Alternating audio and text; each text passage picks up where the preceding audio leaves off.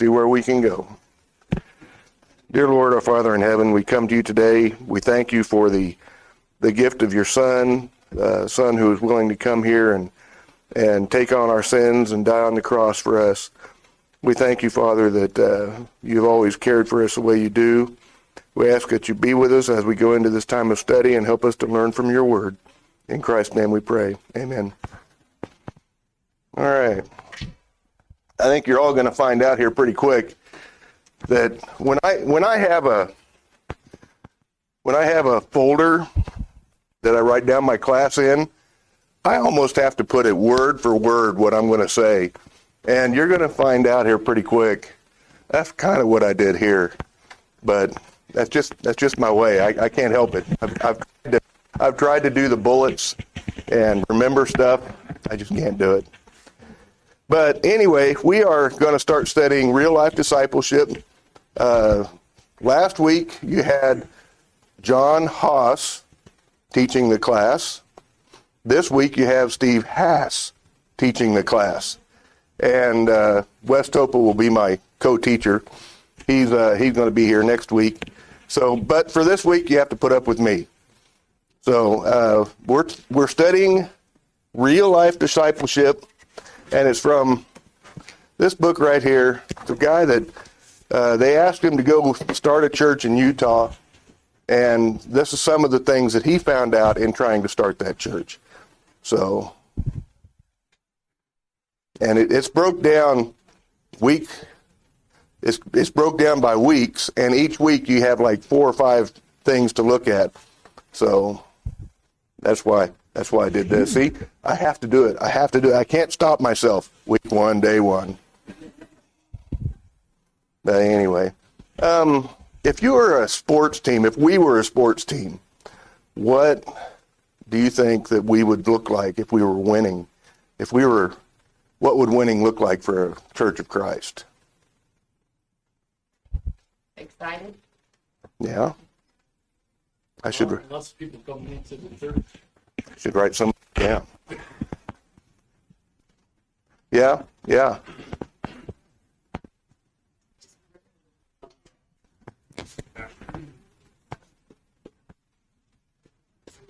More people would know about it. Mm-hmm.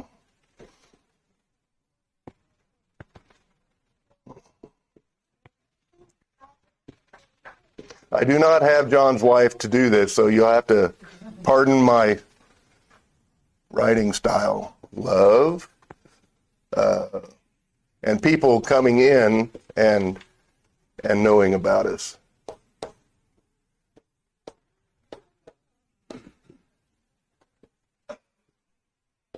Selling t-shirts.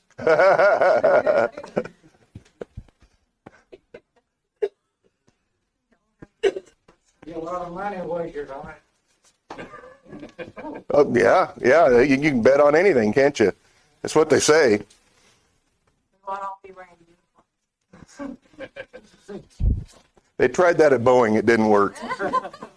They gave us all uniforms, and it worked for about 6 months, and then people said, no, we're not wearing those anymore. But, all right, yeah, I think this one here is kind of where this book is leading. If you're discipling right, people will be coming in and people will know about us. And you're part of my lesson if I get that far. I'm glad you came in.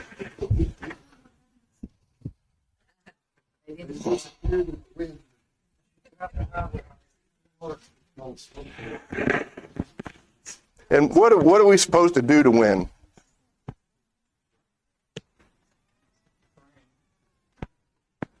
Turning? Training. The church. Bring as many to Christ. And how do you do that?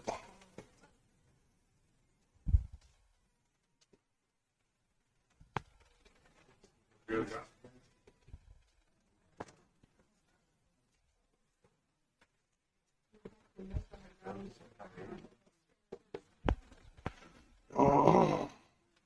Would you say bring others to Christ How do you do that? Share the gospel. Share the gospel.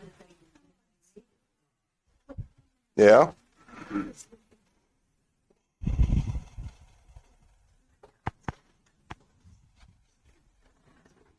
And show that they need it.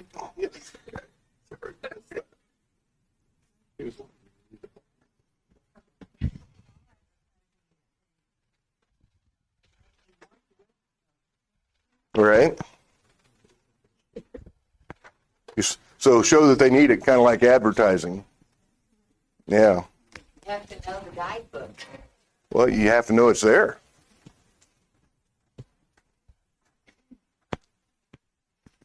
I think that's one of the things later on I mentioned is the fact that a lot of people feel like, well, we don't have to be disciples. We have this, and everybody has access to it. So we don't really have to go out and talk to people.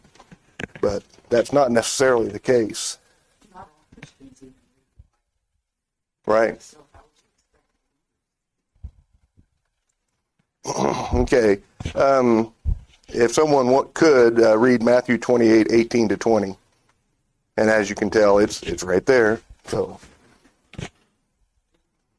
story of my life. I got to spell it out. I don't have to wait for somebody to read.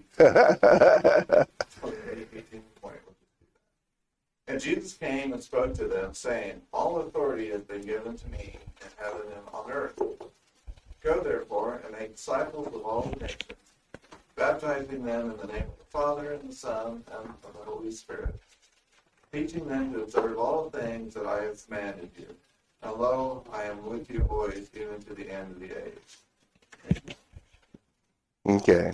What things are in there that tell us we have to do something? What action words does Christ tell us we have to do?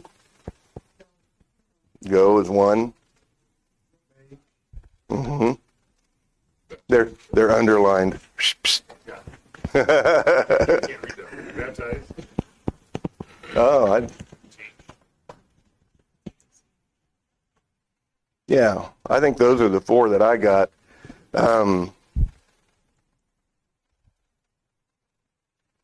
Yeah, I don't think there were any others, were there? Anybody? Yeah, go ahead. What do nations refer to? Uh, The whole world, or is that just the immediate nation, or what? What I read was basically that it's everybody, all of us. Now, of course, at the time, what did nations mean to them? Did it just mean Israel and Greek and Greece and Rome, and was that it? Spain? How far out did they go? Right? I'm pretty sure it's everybody, all nations, and this word is speaking to us today. So when he says all nations, he's talking to us. Later on, I mentioned my favorite verse is John 1 through 14, where it says, "I am the Word." You know, and then later on in 14 it says that the Word came to earth and became flesh. Well, and is the only begotten of the Father. So that can only be one person. So the Word is Christ. So when Christ tells us to do something, that's to us too. It's not just to them. Now here in this Matthew, let me get back to it a second. Maybe. There. Here in Matthew 28, he's talking to the 11.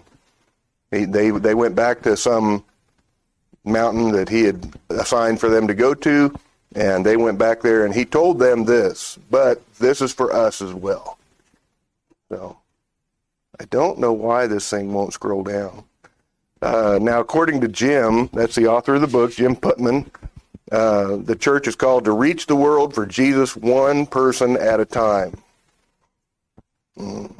I don't know that I buy into that. There's a lot of times, my mom and dad, I can't remember his name. He was an older black gentleman that Marshall Keeble. That's it. I've got one of his videos, or it's actually a CD, but he used to have revivals, and man, there'd be hundreds of people that were converted. So taking it to one person at a time, I don't know that that's not what is said in Matthew 28. And what about Acts 2? How many did they convert that day? Yeah. So I don't know that that's necessarily the case. Now, yeah.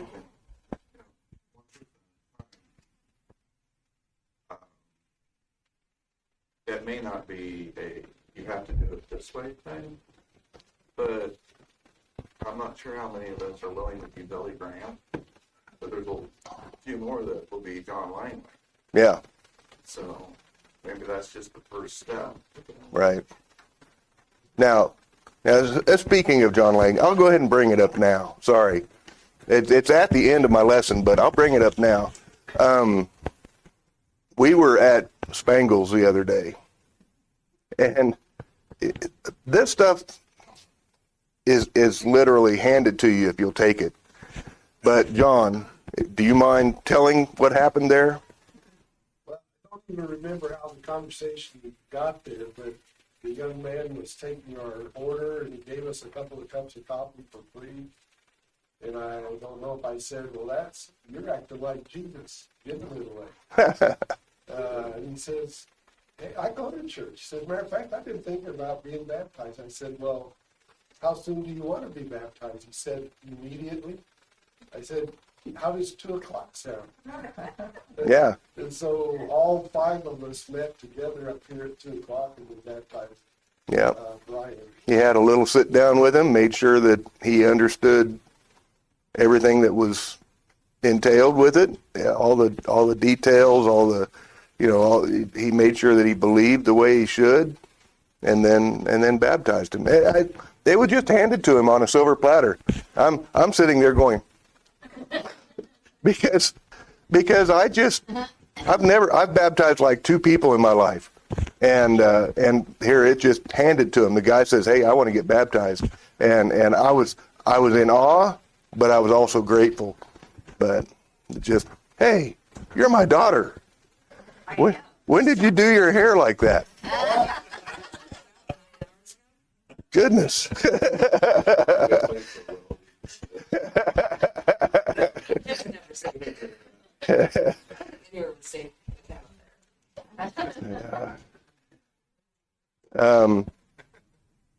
What part does the church play as a whole in helping me become a disciple?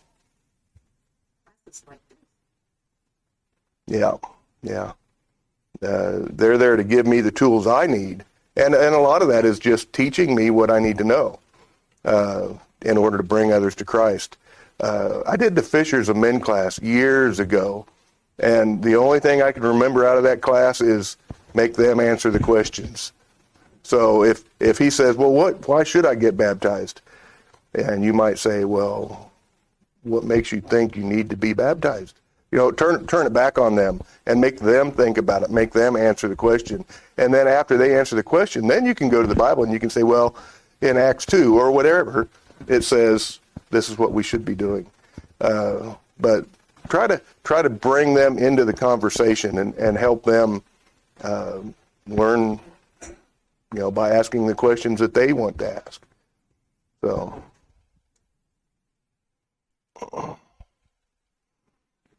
Okay, what is our own personal role in making disciples? You can read the answers right there. No, I tried to make it bigger, but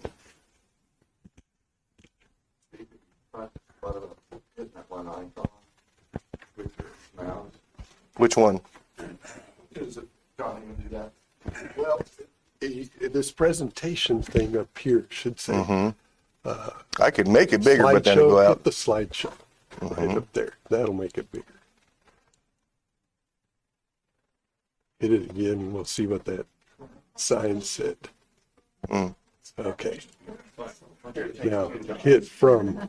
No, let's go from current slide. Okay, yeah, from current slide. Here we go. Woo! Look at that.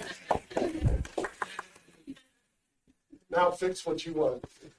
Wow, it even, Good to me. got it. All right, so what are we supposed to do as disciples when we're bringing the word out to others? Now, this is what I was talking about earlier, that I don't necessarily believe that I have to be the person that baptizes. Jim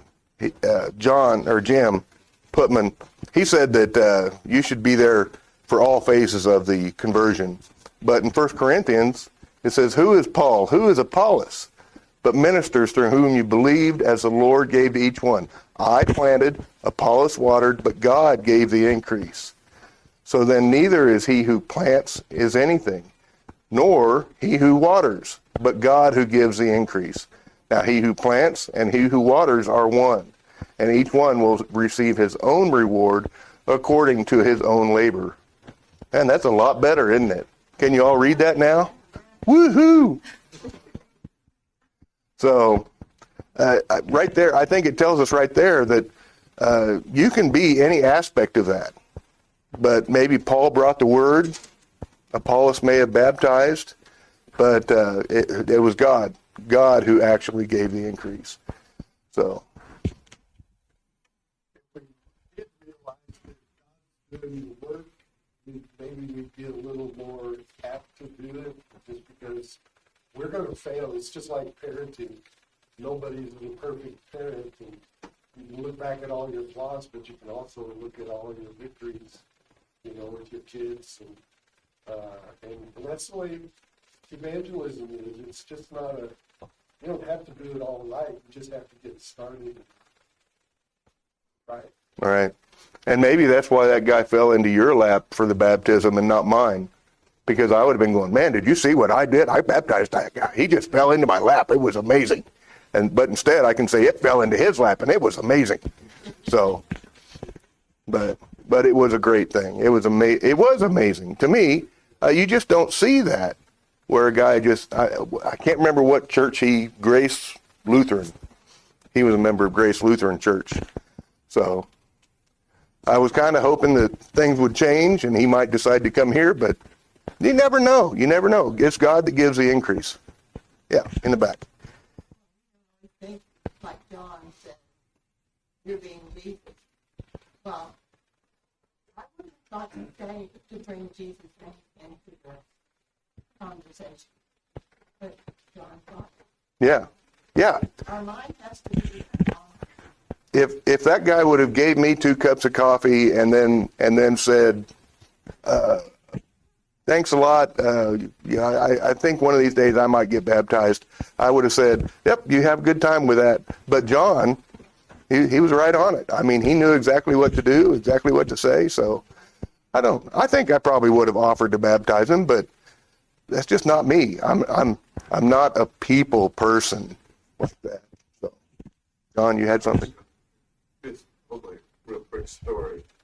We had a secretary whose lifestyle, I would say, was not Christian based. She was raised by her grandparents, and the grandparents, I think, went to one of the Churches of Christ in Wichita somewhere, but in the southeast side maybe. But both of them passed away, and during the funeral they were converted. Mm-hmm. Yeah, you never know what's going to happen. Different lifestyle since they married. Wow. And it was because of the church there, or the people at the church there, that they got thinking maybe this was a better way to be. Do you think that they were converted before the funeral? I mean, they were told certain things, maybe at the funeral itself, but not the graveside. But They were told that these people were so nice and uplifting that they wanted what they had. oh, yeah. So sometimes what we are shows them the way we should be. Yeah. what's the church's Yeah, in helping me or you. Yeah. There's several of us that do the funeral business. Mhm. And we have these rules, we want it just teach me, we want it, you know. And sometimes it doesn't go that way, and John knows. And Connie said, she said, you never know who you're going to influence. You know, because it doesn't always go the way we think it should. God might have that different plan. And our encouragement in that help the rest of us. Yeah. So that's the church's role, that we support, we help, we encourage each other. They see something we don't see. Like Yeah. John saw something. And that's Right. very comforting to know that you have those kind of people around you. Yeah. It made a huge deal to me what Connie said. Yeah, you mentioned that, and it made me think of a lady that my mom used to go work with out at Silver Maple Camp. I looked at my daughter because we always sent her there. But my mom won't go out there anymore because this woman was so, not vindictive, but just, you know, you've got to do it my way, and if you don't do it my way, I'm going to get mad at you. And that is not going to help us at all. I mean, if we take this Bible and I go up and slap somebody upside the head and said, this is what you need to be reading, they're not going to learn from that. So. Oh,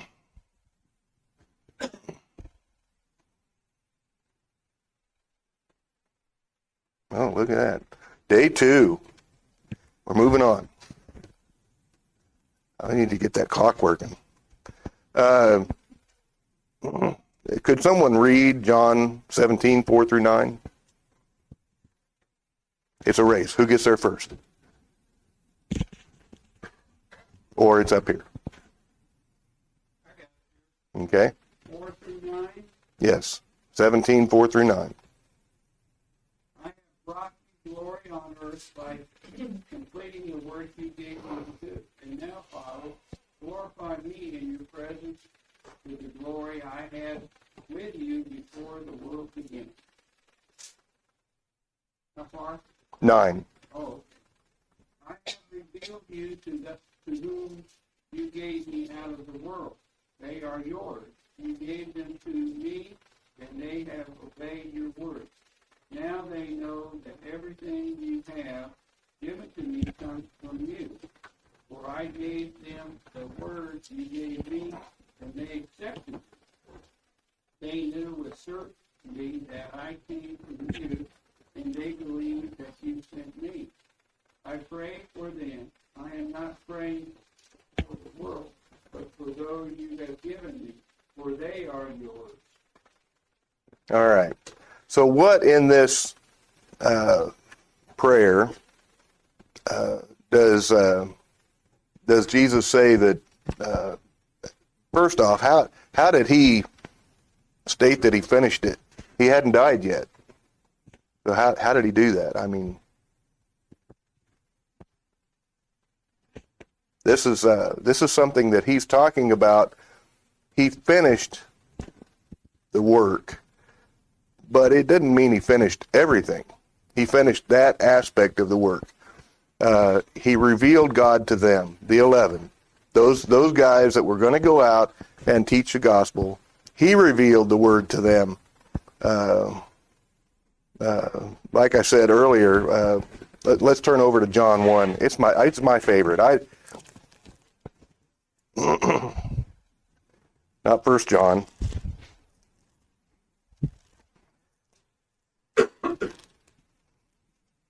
It's my favorite only because it explains so much. In the beginning was the Word, and the Word was with God, and the Word was God. He was in the beginning with God. So right here, in the very beginning of it, it says that the Word was with God.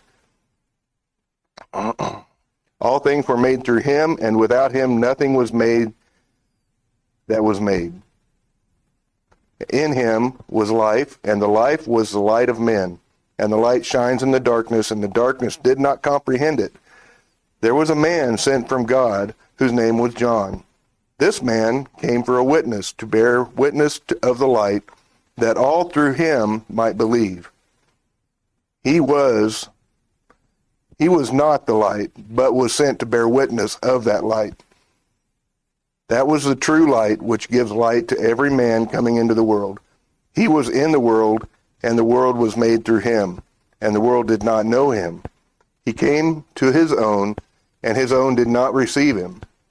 But as many as received him, to them he gave the right to become children of God, to those who believe in his name, who were born not of the blood, nor of the will of the flesh, nor of the will of men, but of God. And the Word became flesh and dwelt among us, and we beheld his glory, and as the glory of the only begotten of the Father, full of grace and truth. So, to me, right there, it shows us that Christ was the Word. Verse 14 is the one that spells it out when it says he's the only begotten of the Father, when it says the Word became flesh. So, that's, like I said, that's my favorite, because this right here, everything that we've got is Jesus. I mean, everything about him is right there. So if the Word had not been revealed, there would not have been any disciples, and we would not have the Word that we have today. Now, this wasn't in the book, but I just had the question of what is an intercessory prayer. Like I said, my mind is right there. So I spelled everything out. And we do it all the time. It's one of the things that we do when someone comes up front and says to one of the elders, "Hey, could you pray for me? I need a prayer for this." That's an intercessory. When you intercede for someone, when you have someone that you're caring for, maybe it's even someone that is having a hard time, and you pray for them. So, many people believe that Jesus only came here to die and be resurrected. Why do people leave out all the work that he did? So it's just easier. It's easier if I know that I don't have to do anything. I just have to come in and warm a pew once a week, and then go home, and I'm good for the week, and then come back in next week. It's just easy. If you don't think about the fact that part of your job is taking that word out. When I was up in Seattle, I don't know how many of you know much about Seattle, but it is a very unchristian area.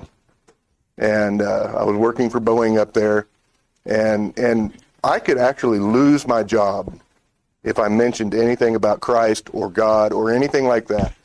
But everyone there knew that I was a Christian, because Sunday morning I would come into work at 4 o'clock in the morning. I would work till 8 in the morning, and then I'd say, "See ya, I'm going to church." And there wasn't anything they could do about it, because legally they can't make me miss church. So even if it's mandatory overtime, they can't keep me. I get to go. Everybody there knew. There was one guy that actually every Sunday morning, I'd be leaving, I'd be walking across the hangar, he'd say, "Pray for me." And what he doesn't know, he was kidding. Yeah, he was just being him. And but what he doesn't know is I did pray for him. And you don't know, even those little things that you do, you don't know what that's going to do for someone down the road. It could be that guy will think, that guy was a good guy. He enjoyed going to church. I think maybe I need to check that out. You never know. So maybe I'm like Paul and I planted. So, Steve? One of the, I'm sorry. John's next to you. Sorry, Steve. One of the things I was thinking is, honestly, we've got to take it seriously when someone asks us to pray for them. Because Yeah. the prayer of a righteous man availeth much. And if we don't take that seriously, God has given us a job to do. And if we kind of go, "Okay, I'll pray for you," and then we don't do it, or they ask us to pray for them and we don't do it, we're in serious trouble. Yeah. Even if they're doing it like this guy was, just to be mean or whatever. What? Mocking, yeah. Now, I don't know if you're talking John or if you're talking John. I know me and John have the same last name, Yeah. but he pronounces his wrong. No? Steve, back on that. Yeah. The importance of intercessory prayer. I always kind of go back to the last famous thing in Genesis where Joseph said, "What man meant for evil, God meant for good."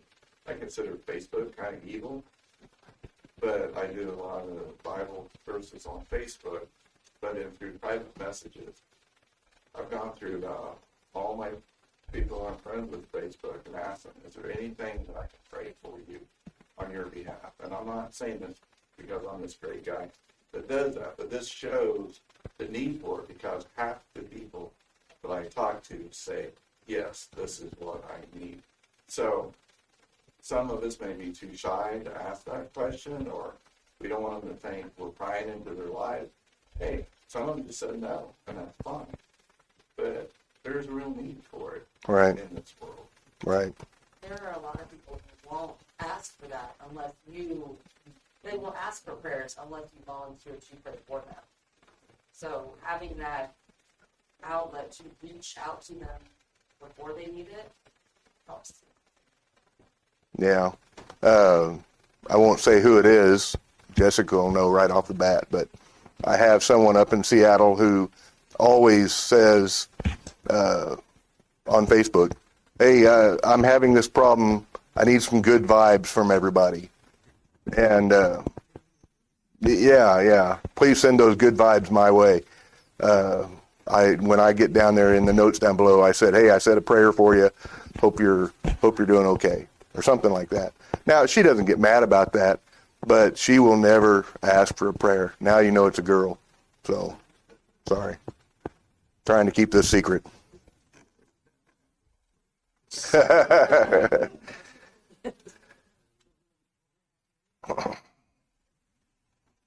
How do you know when your discipling is complete?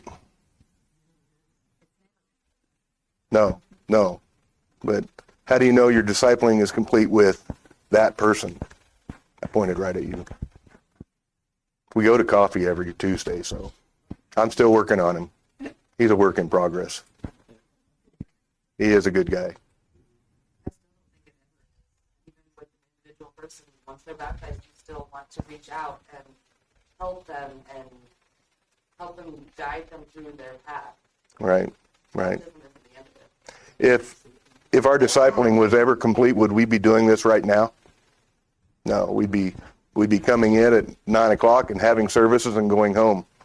So yeah, you're right. So it's never complete. So, but it is nice to see someone else that you have brought to Christ go out and take the message out to others. So how does that work down in Brazil?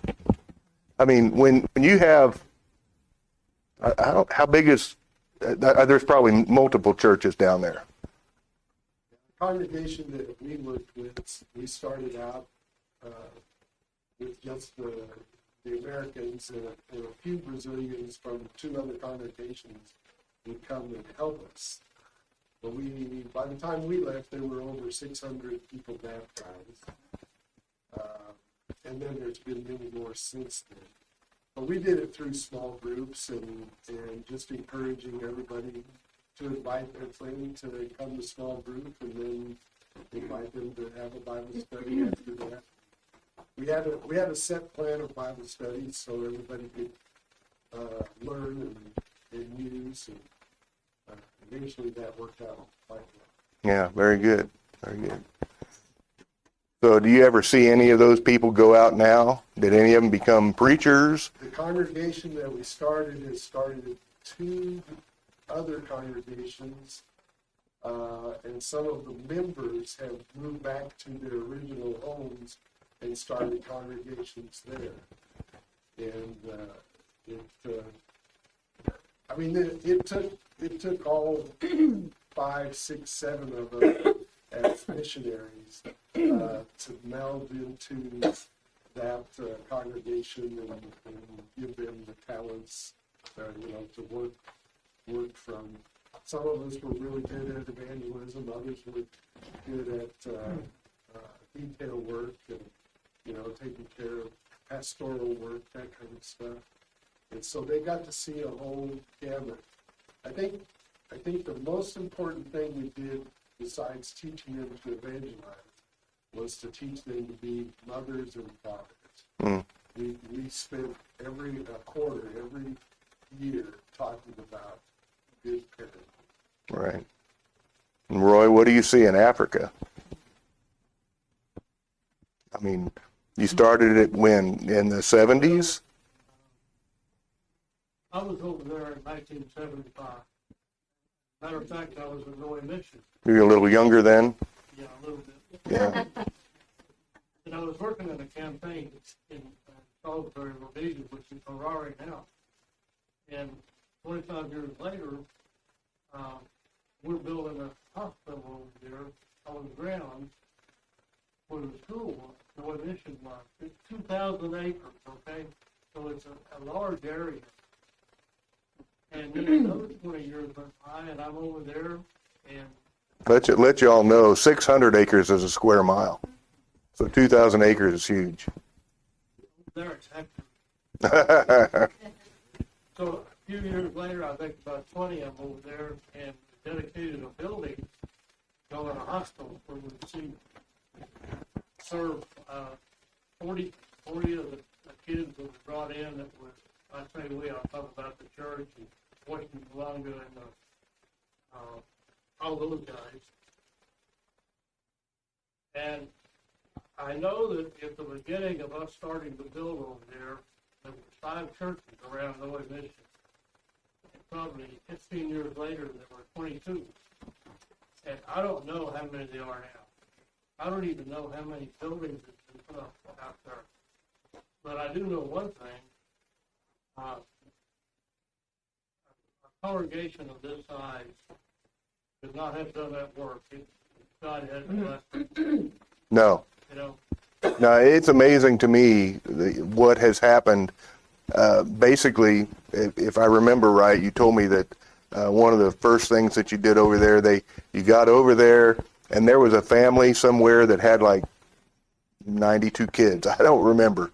They had a bunch of kids there. And 16. 16. And basically they couldn't go to school because they couldn't afford it. And, you know, maybe you can add to that, but it's just amazing that something could go from something like that, something you reach out and you help others. Well, this family, these guys were John. Their last name was Mahudi. Mm-hmm.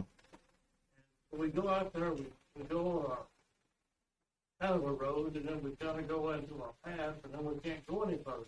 So we walk. And there's no electricity out there, there's no water, nothing like that. And they've got 16 or 17 girls that are orphans.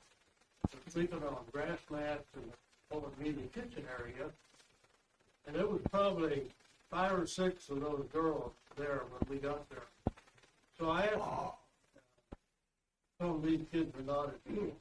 Now these people speak Shona and they don't speak English. We got a translator. So he comes back and he said, they didn't have an exercise book. Mm. I don't know what an exercise book is, but I said, how much is an exercise book?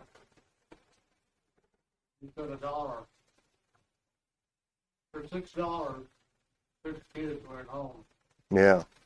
So we took up a collection of dollars right there, okay?